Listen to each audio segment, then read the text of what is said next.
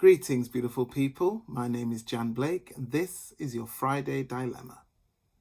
Once upon a time, there were two girls born in a village, and it wasn't long before they became the best of friends. They learnt to walk at the same time, talk at the same time. They went to school together, played together, helped each other do their chores so that they could go off and play for even longer together, and everyone marveled at their friendship. So it was no surprise when each girl fell in love with a brother from the same household. And it was even less of a surprise when they decided they wanted to get married on exactly the same day, a double wedding. And so when they both fell pregnant at the same time, no one was surprised. And so this pregnancy made them even closer than they were before.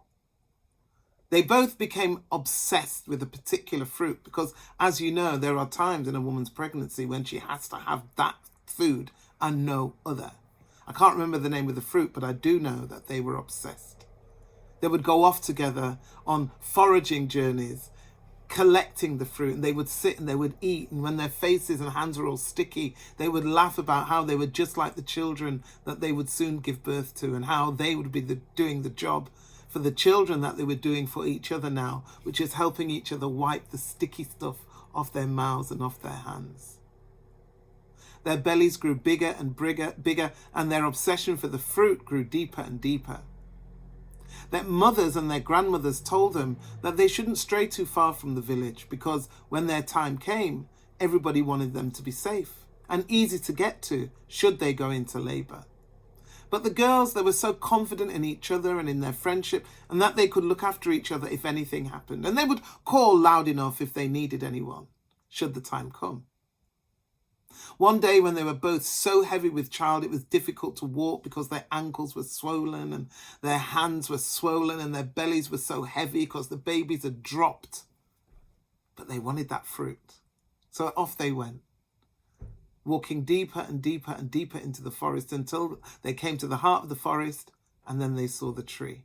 But the fruit was so high up, and one of the women, she looked up and she said, "Friend, I don't think I can climb that tree today." And the other one said, "I think I could give it a go." "Are you sure?" She said. Yeah, she said, "I'll be okay." And usually she would have been quite nimble, but you know how the thing was, she was swollen. So she climbed slowly, hand onto branch, pulling herself up, making sure that she was steady before pulling herself up. And her friend was below saying, "Be careful, be careful." Finally, the friend on the ground had an armful of fruit. She said, "My friend, I think we have enough. There's just this last one," she said. "I think I can get it." "You don't have to," said her friend. "Come down." She said, I'm going to try." And she stretched.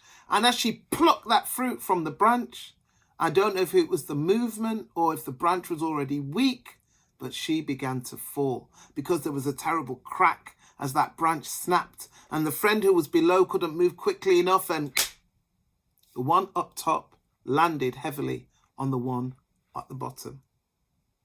Both women instantly went into labour.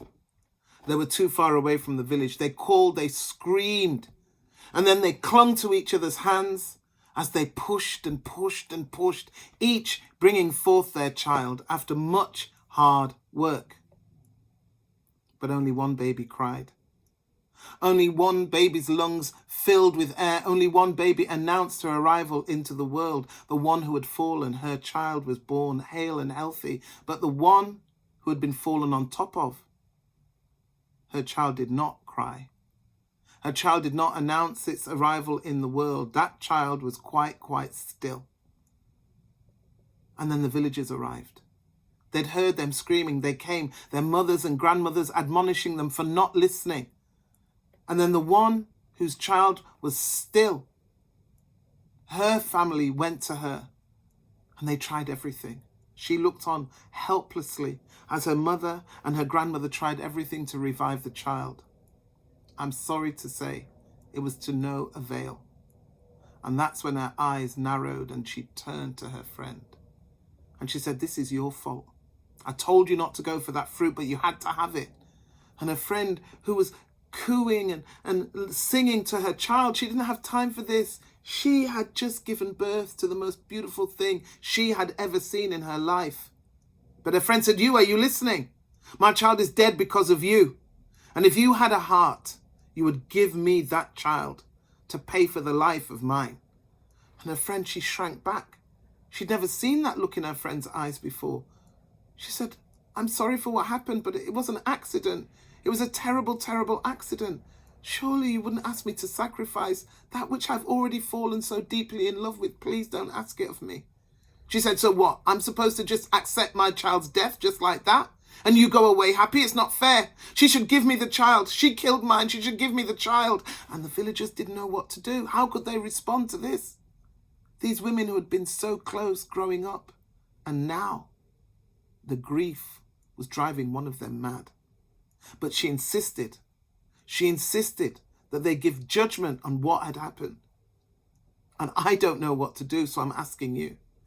Is she right to ask of her friend what she asked? Should her friend be more understanding?